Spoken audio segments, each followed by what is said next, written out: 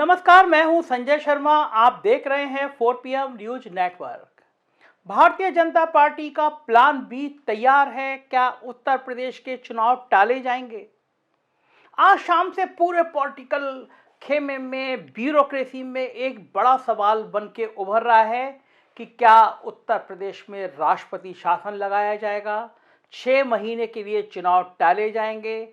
मतलब योगी जी के फेस को हटा के गवर्नर का फेस होगा, डेवलपमेंट के कुछ काम किए जाएंगे, जो सरकार के खिलाफ माहौल है उस माहौल को ठीक किया जाएगा और फिर चुनाव कराए जाएंगे। अब आप ये कहेंगे मैं अचानक कैसी बातें करने लगा, क्योंकि 7 और 8 जनवरी को उम्मीद करी जा रही थी कि चुनाव की तिथियों की घोषणा हो जाएगी। फिर अचानक ये सवाल क्यों पैदा हुआ कि राष्ट्रपति शासन लगाया जाएगा?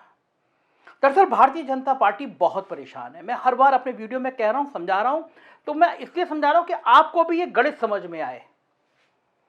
टीवी चैनलों पे और विज्ञापनों पे और अखबार के ऐड पर आप मान सकते हैं कि बीजेपी बहुत अच्छा कर रही है।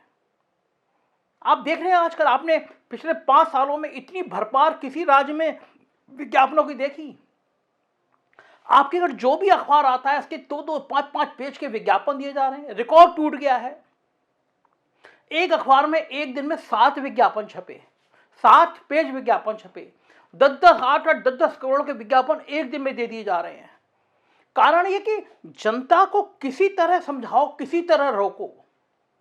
जनता 2 हिस्सों में बट गई है। पूरे उत्तर प्रदेश की जनता 2 हिस्सों में बट गई है। ठाकुर बनाम पिछड़ी जातियां, मतलब ऊंची जाति बनाम पिछड़ी जातियां। बीजेपी परेशान है, करे तो करे क्या?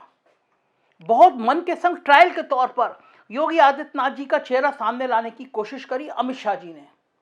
यहां तक कह दिया जोश में, अगर 24 में प्रधानमंत्री को, नरेंद्र मोदी जी को फिर प्रधानमंत्री बनाना है तो 2022 में योगी जी को लाना है। यह बीजेपी का ट्रायल था। बीजेपी ऐसे ट्रायल करती है। एक दिन में पूरे देश में गणेश जी दूध पी लिया करते हैं, संकेत देते हैं, करंट देखते हैं कि हमारी इस लाइन पर जनता में करंट क्या आएगा। लेकिन यह करंट तो फ्यूज हो गया।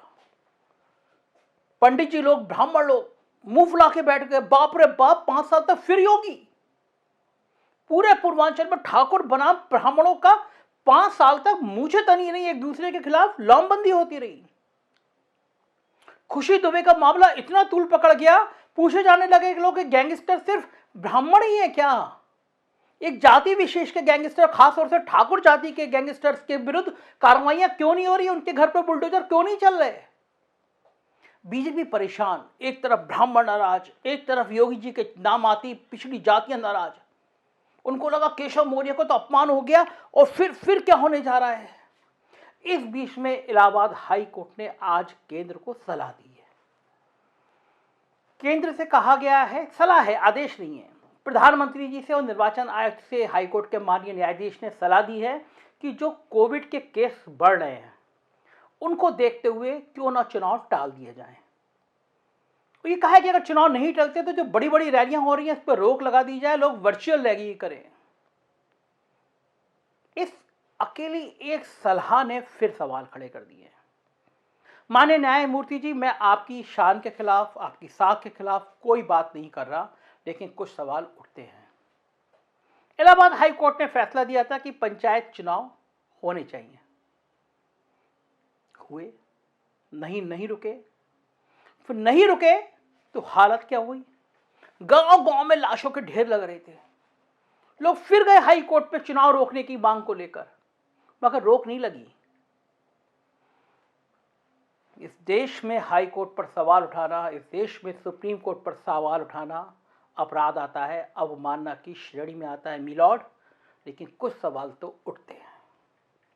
जब हजारों लाखों की संख्या में उत्तर प्रदेश में और देश में केस आ रहे थे तो आखिर हाई कोर्ट चुनाव पे रोक क्यों नहीं लगा रहा था, रिट खारिज क्यों कर दे रहा था? सारे अखबारों में, सारे टीवी चैनल में आ रहा था कि लाशें, और आप तो प्रयागराज इलाहाबाद में रहते हैं मिलॉर्ड, इलाहाबाद के गंगा के तट पे सैकड़ों लाशें गंगा में बहती हुई रोज फोटो दिख रहे थे। तब हाई कोर्ट ने क्यों नहीं रोक लगाई? हम किसके पास जाएंगे मिलॉर्ड? इन नेताओं के पास, इन सरकार के पास, जो सच बोलने पे मुकदमे लगा देती है, जांच करा देती है, जेल में डाल देती है।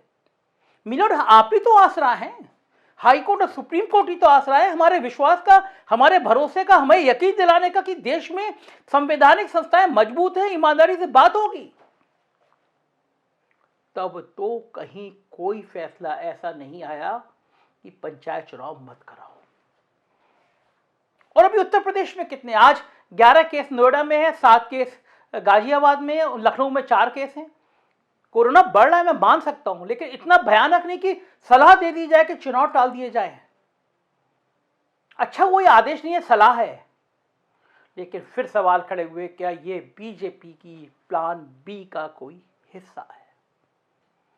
बहुत दुख होता है कि कभी कभी, जब मैं आज ये सलाह देने वाले माननीय न्यायमूर्ति जी का पूरा सम्मान करता हूं, लेकिन जब देश के सुप्रीम कोर्ट का चीफ जस्टिस फैसला देता है और फिर राज्यसभा में चला जाता है, तो सवाल फिर सुप्रीम कोर्ट की साख पर भी सवाल खड़े होते हैं। बहुत मुद्दत के बाद इस समय मौजूदा सुप्रीम कोर्ट का चीफ जस्टिस, ऐसा एक चीफ जस्टिस आया है जिससे देश ने भरोसा दिलाया है कि वो सत्ता के दबाव में, वो सरकार के दबाव में निर्णय नहीं देता।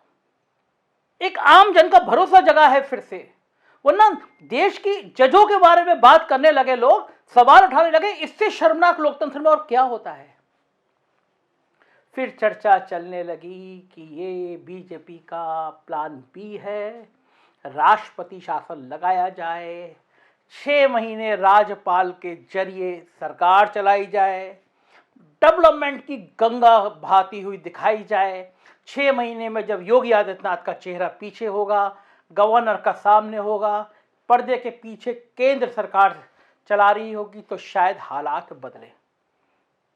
मैं इन बातों का कोई आधार नहीं है, लेकिन ये बातें आज पॉलिटिकल सर्किल में, ब्यूरोक्रेसी के सर्किल में चर्चा का विषय बनी है, राजनीतिक दफ्तरों के बीच में चर्चा का विषय बनी है। तो मैं आपसे संवाद कर रहा हूं, ये हो भी सकता है और ये नहीं भी हो सकता है, लेकिन है, चर्चा है। अचानक हाईकोर्ट की एक टिप्पणी के बाद चर्चा है। अगर ये है तो उत्तर प्रदेश का सारा राजनीतिक इतिहास, भूगोल बदल जाएगा। भारतीय जनता पार्टी से समाजवादी पार्टी में जो कुछ मंत्री आने की संभावना थी, चर्चाएं थी, उनको भी रोक दिया गया है। समाजवादी पार्टी भी समझ गई है कि ये ऑपरेशन बी हो सकता है। तो जब तक चुनाव की घोषणा नहीं हो जाती, जब तक चुनाव की तिथियां नहीं आ जाती, तब तक कोई बड़ा फेरबदल समाजवादी पार्टी भी नहीं करेगी। तो जाहिर है उत्तर प्रदेश की राजनीति में अगले 15 दिन बहुत अहम हैं। 7 या 8 जनवरी को चुनावी आचार संहिता लागू होती है नहीं होती है, चुनाव की डेट डिक्लेयर होती है नहीं होती है, गवर्नर का प्लान है या नहीं, ये सारी बातें हवा में तैरती रहेंगी। इस तरह की राजनीतिक शिगुफेबाजी अखबार चलती रहती है, अखबार के दफ्तरों में चलती है, राजनीतिक गलियारों में चलती है, नौकरशाही में चलती है, और कहीं कुछ चलता है तो हमारी भी ड्यूटी है आप तक बताएं। मुझे लगता है कि 4 PM आपको पसंद आता है, सब्सक्राइब करिए, दोस्तों से कहिए। यही वो चैनल है जो सच बोलने की हिम्मत रखता है, साथ दीजिए।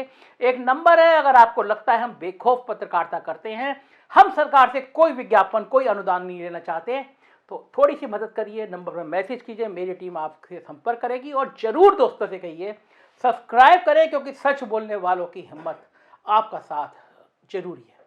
Thank you.